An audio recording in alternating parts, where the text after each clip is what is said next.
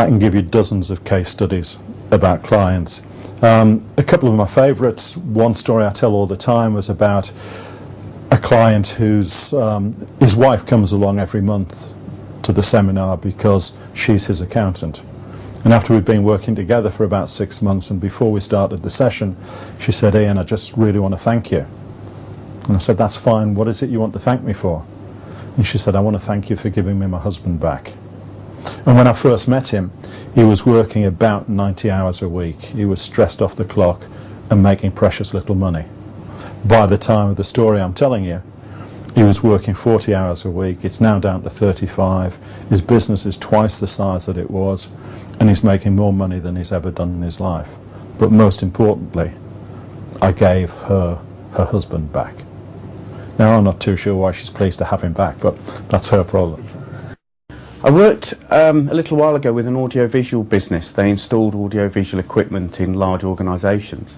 When I met them, they were a break-even business. They were making a bit of money, losing money every year, and they had no vision or any dreams of where they wanted to go. But also, they had very little mastery of the business. So, with a little bit of help from myself of developing their goals and therefore their plan, and also getting mastery into the business, we were able to create much better profitability. Within the first 6 months, the turnover went up 200%, and the profitability went from 0 to 22%. As I said before, trying to define the experience of one particular client can be difficult because every client's experience of coaching is different and is specific to them. One thing that I bring to my clients is I have to be very adaptable to their style of learning. Because coaching is all about their education, and people learn different ways. Some people think that it's going to be too tough for them. Some people are very quick to pick up stuff, and therefore you have to be really adaptable.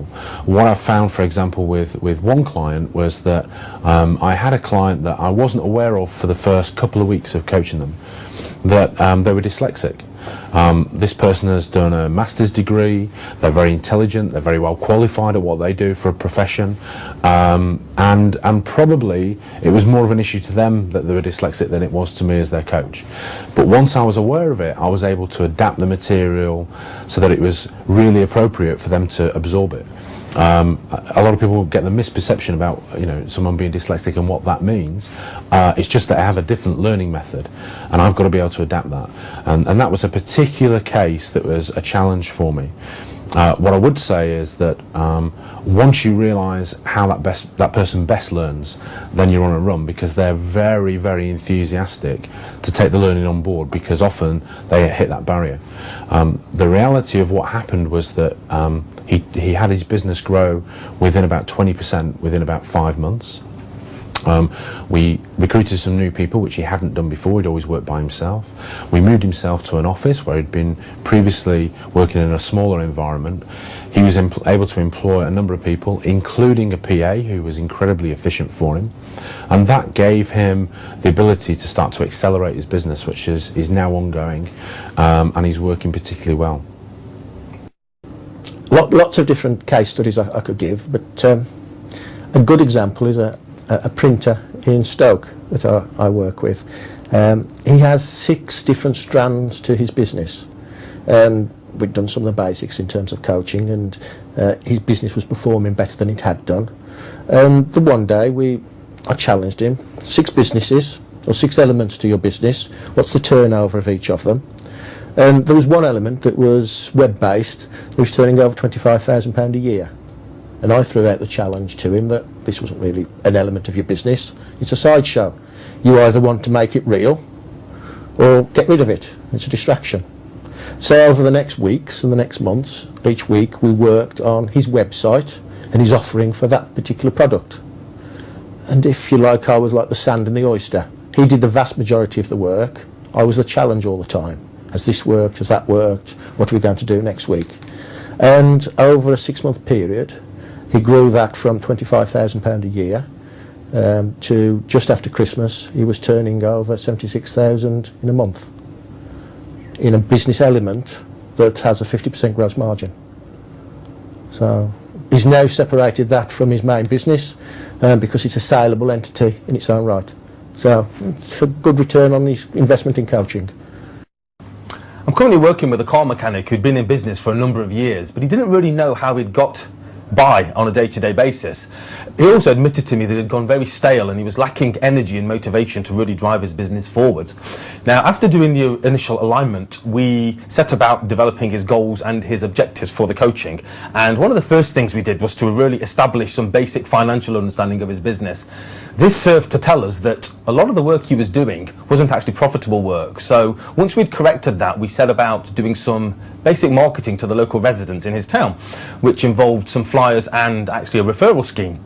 The result of that has been that in the first 5 months of coaching, we have already exceeded last year's profit number, and our current projections are a profit increase of 120% on the previous year. It has also meant that my client is a lot less stressed about how to run his business, and as such has a much better work-life balance. Yes, a quick case study of a client that I've been working with for about 18 months now, still working with them, is a professional service firm. They're actually a firm of architects, and there are 3 partners in the business, and they have been, I'd say they've been hanging on for quite a number of years, not really making any profit, and I think it's fair to say that the partners didn't really communicate with each other as well as they could do. So that's been sort of normal life for them for probably 10, 11, 12 years. And what's they were also very challenged with cash flow. It was a constant stress, end of every month, every time VAT was due, real stress. We've changed things around quite a bit. We've improved the communication between the partners enormously, so they actually enjoy working together now. They've managed to attract some fantastic new business, so the business has doubled in size. We've got cash flow under control now, so it's not stressful at the end of each month, and it's not stressful at VAT time because that's all taken care of.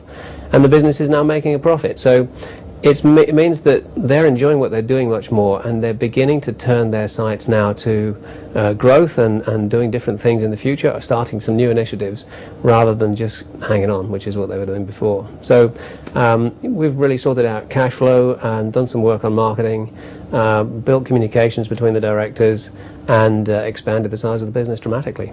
It's been good fun, and it still is. To show how action can really help business owners and a business move forward, I'll give an example of an architect that I'm working with. I've been working with him for 30 months. We started off working together. He, a single business owner working from an office based in his house, in his home.